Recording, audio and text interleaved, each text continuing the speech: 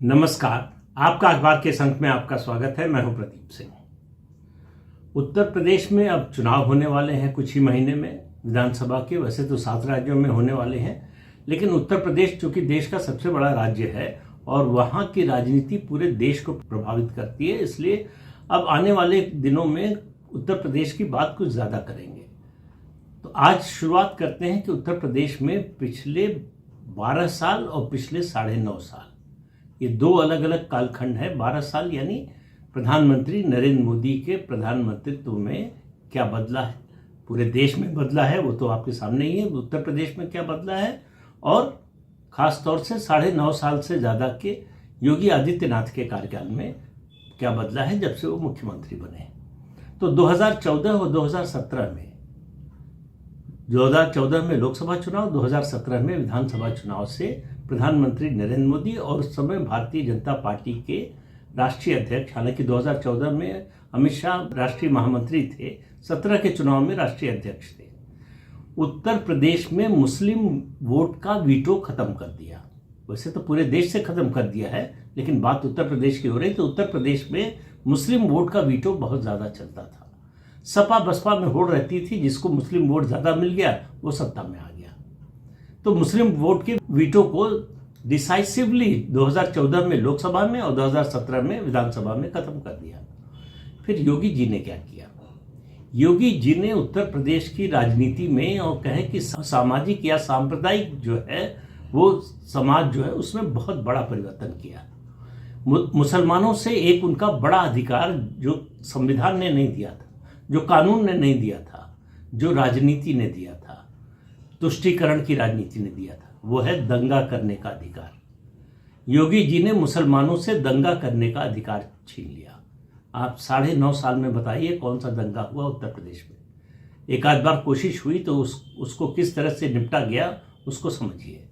और जो परिवर्तन हो रहे हैं उत्तर प्रदेश के बहुत से शहरों के बारे में आप सुनते रहते हैं, वाराणसी, गोरखपुर, इसके अलावा नोएडा, गाजियाबाद, लखनऊ, तमाम शहरों के बारे में सुनते हैं। बरेली के बारे में थोड़ा चर्चा कम होती है। बरेली रामगंगा के किनारे बसा हुआ है। ये पांचाल राज्य का हिस्सा था, जहां से पांचाली यानी द्रौपदी थी।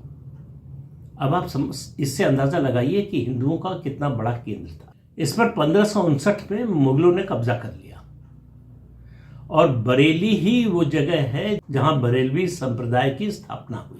और ये मुसलमानों में सुन्नी होते हैं। ये दरअसल देवबंदी और वहाबी संप्रदाय के प्रभाव को कम करने के लिए बनाया गया। इसकी स्थापना की अहमद रजा खान ने। तब से यहां पर बरेलवी संप्रदाय की तूती बोलती थी। वैसे देश के विभाजन में ये बरेलवी संप्रदाय के लोगों का, वैसे था तो देवबंदी समाज के लोगों का भी, इन दोनों संप्रदायों का बहुत बड़ा योगदान। पूरी मुहिम इन लोगों ने चलाई देश के विभाजन की, लेकिन ये देश छोड़कर गए नहीं विभाजन के बाद। यहाँ एक नेता हुआ करता था जिसका नाम था तौकीर रजा। अब भी है, जीवित है, जेल में है, 11 महीने से जेल में है। उसका आतंक ये था कि कोई सरकार, उत्तर प्रदेश की कोई सरकार, कोई मुख्यमंत्री उसको हाथ लगाने की हिम्मत नहीं करता था।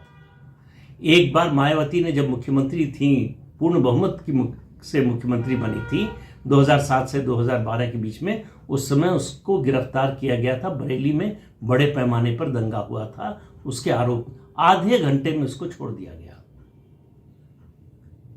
और उसको ये गुमान हो गया था कि मुझे को तो कोई हाथ लगा नहीं सकता। वो समय समय पर चुनौती देता रहता था। योगी जी चुपचाप सुन रहे थे।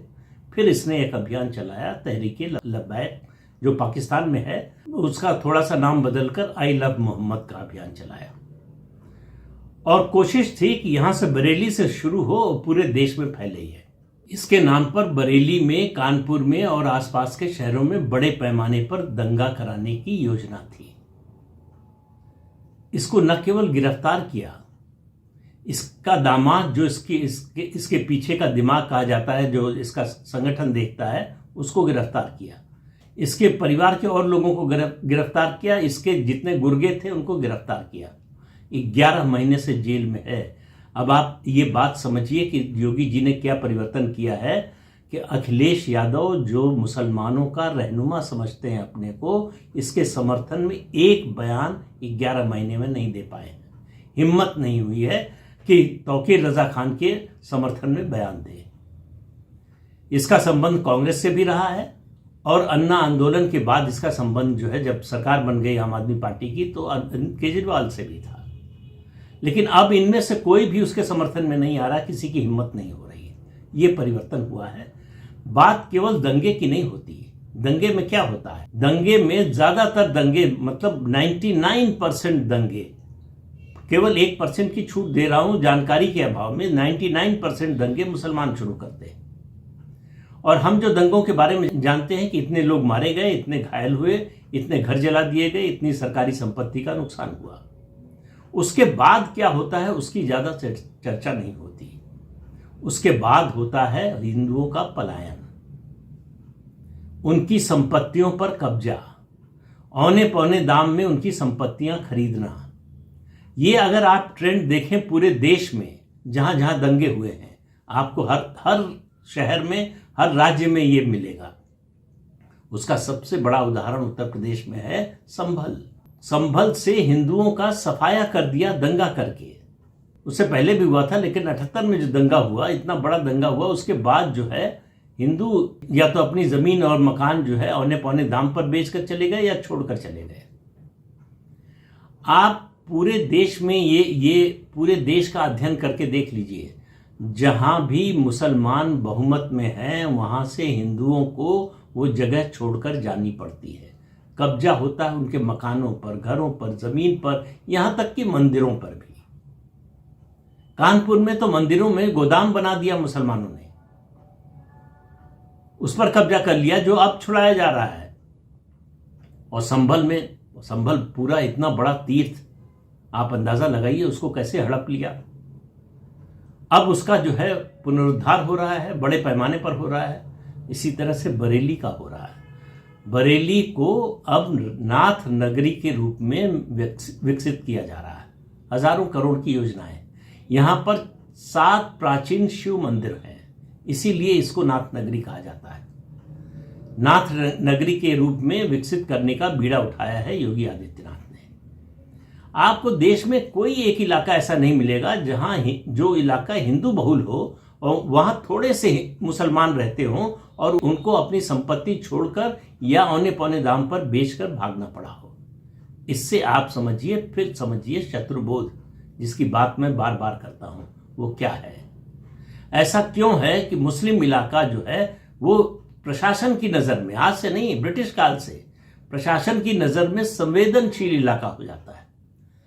मुस्लिम बहुल इलाके से हिंदुओं का कोई धार्मिक जुलूस नहीं निकलेगा, लेकिन कभी सुना है हिंदू बहुल इलाकों से ताजिया नहीं निकलेगा या मुसलमानों का कोई जुलूस नहीं निकलेगा, उस पर कभी रोक लगी हो या उस पर कभी पथराव हुआ हो या उसको रोकने की कोशिश हुई हो? कभी नहीं होता है।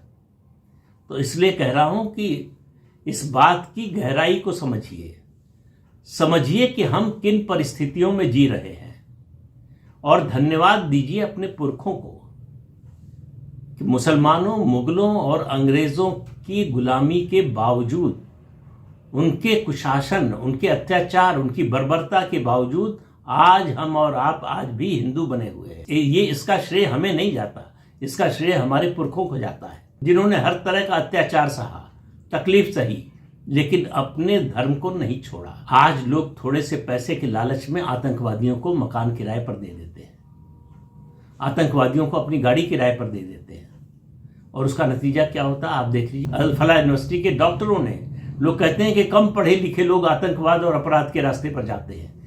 पढ़े लिखे लोगों का आतंकवाद के रास्ते पर जाने का ट्रेंड बढ़ता जा रहा है लगातार। ओसामा बिन लादेन अनपढ़ नहीं था, इंजीनियर था, और ये जो अल-फलाह यूनिवर्सिटी वाले थे ये सब डॉक्टर थे।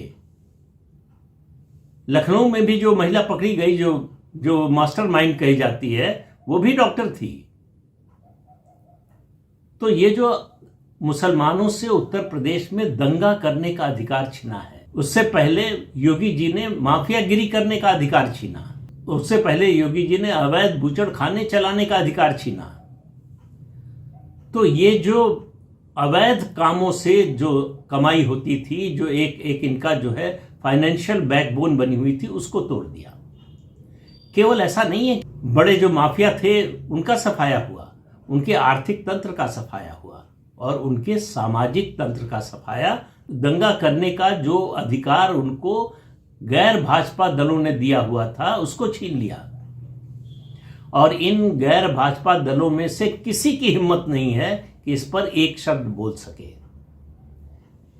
यह होता है जब आपकी नीयत साफ हो, जब आप कानून और संविधान के मुताबिक काम करें, जब आप बिना भेदभाव के काम करें, जब आपकी जीरो टॉलरेंस हो। जो लोग समाज में सामाजिक विद्वेष पैदा करना चाहते हैं, जो आतंक का राज कायम करना चाहते हैं, जो लोग माफिया राज कायम करना चाहते हैं, उनके खिलाफ कोई जरा भी एक कोना भी छोड़ने के लिए तैयार नहीं है योगी जी कि चलो इसको माफ कर देते हैं, इसको छोड़ देते हैं। गलत है तो गलत है, सही है तो सही है। जो सही है उसके लिए कोई संकट नहीं है, जो गलत है उसके लिए संकट का समुंदर खड़ा है सामने और उसको कोई बचा नहीं सकता। क्योंकि पिछले 9.5 साल में योगी जी ने जो भी काम किया है, जो भी कदम उठाए हैं उनकी सरकार ने, सब कानून सम्मत और संविधान सम्मत कदम उठाए हैं। इसलिए आप देखिए उनके एक भी कदम पर अदालत से कोई एडवर्स टिप्पणी या एडवर्स फैसला नहीं आया है। तो उत्तर प्रदेश के विधानसभा चुनाव में क्या आपको लगता है कि इस बात का कोई असर नहीं पड़ेगा? मुस्लिम वोट का वीटो गया और अब जो है मुसलमानों का दंगा करने का अधिकार छिन गया है। दंगा करने के अधिकार के आधार पर ही वो ध्रुवीकरण कराते थे। मुजफ्फरनगर का दंगा याद कीजिए आप, 2017 का, जब अखिलेश यादव मुख्यमंत्री थे। और उस दंगे में किस तरह से आजम खां का क्या रोल था, किस तरह से मुस्लिम दंगाइयों को छोड़ा गया और हिंदुओं को जबरन फंसाया गया, उसका उदाहरण आपके सामने है। और बेशर्मी की हद, मैं इस घटना का जिक्र 2 बार कर चुका हूं पहले, तीसरी बार भी कर रहा हूं कि जब वहां पर अखिलेश यादव गए, जब वहां पर मनमोहन सिंह उस समय प्रधानमंत्री थे, उनके साथ गई सोनिया गांधी। तो एक तो सरकार ने पहले से मुस्लिम दंगा पीड़ितों और हिंदू दंगा पीड़ितों के लिए अलग अलग कैंप बनाए हुए थे और वहां घोषणा हुई केवल मुस्लिम दंगा पीड़ितों को मुआवजा देने की, मदद देने की। वो मामला सुप्रीम कोर्ट में गया। सुप्रीम कोर्ट ने कहा कोई सरकार ऐसे कैसे कर सकती है, तब उस आदेश को वापस लिया गया। तो मुस्लिम तुष्टीकरण की किस हद तक ये लोग जा सकते हैं, इसका अंदाजा आप इस घटना से लगाइए। अब उत्तर प्रदेश में किसी मुसलमान नेता की हिम्मत नहीं है कि वो सांप्रदायिक दंगे की बात करे। वो कोई ऐसा माफिया नहीं रह गया है जो हिंदुओं को डराकर उनके घर, मकान और जमीन पर कब्जा कर सके। ये बदलाव आया है और इस बदलाव का अगर जिनको लगता है कि सिर्फ इसलिए असर नहीं होगा कि कोई अपनी जाति के बारे में सोचेगा, कोई अपने जाति के उम्मीदवार के बारे में सोचेगा, इसलिए असर नहीं पड़ेगा। ये जितने कदम मैंने, जितनी बातें बताई हैं, ये सब जाति से ऊपर उठते हैं। इसमें कहीं कोई जाति का एंगल है ही नहीं। ये प्रदेश का और देश की सोच के आधार पर है। उत्तर प्रदेश की बात कर रहे हैं तो उत्तर प्रदेश के बारे में कह रहे हैं कि उत्तर प्रदेश में संविधान और कानून का राज होना चाहिए। जो दोषी है उसको सजा मिले और जो निर्दोष है उसके खिलाफ कुछ ना हो। अब कई लोगों को परेशानी है कि मुसलमानों को ज्यादा परेशान किया। अरे भाई, मुसलमान ज्यादा अगर दंगा करेंगे, मुसलमान ज्यादा अपराध करेंगे, मुसलमान अवैध बूचड़खाने चलाएंगे, माफियागिरी करेंगे, तो सजा किसको मिलेगी? परेशान कौन होगा? क्या कोई आम मुसलमान परेशान हुआ है?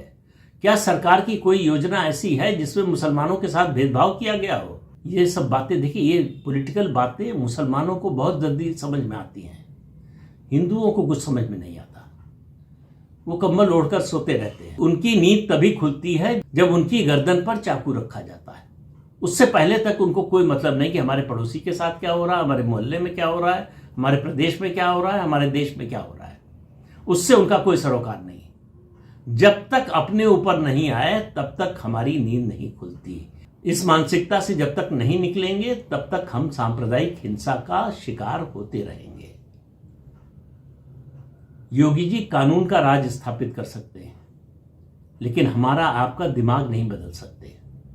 वो काम हमको ही करना है कि कम से कम ये तो देखें कि हमारे प्रदेश का, हमारे देश का हित किस में है और कौन देश हित में काम कर रहा है, उसके साथ खड़े होने की जरूरत है। कुछ देने की जरूरत नहीं है, सिर्फ साथ देने से बहुत कुछ बदल सकते हैं। साथ खड़े होने से, पक्ष में बोलने से बहुत बड़ा परिवर्तन ला सकते हैं। इस बात को सनातन समाज को समझना पड़ेगा। तो इस अंक में इतना ही। अगले अंक में फिर मिलेंगे किसी नए मुद्दे के साथ। तब तक के लिए अनुमति दीजिए। नमस्कार।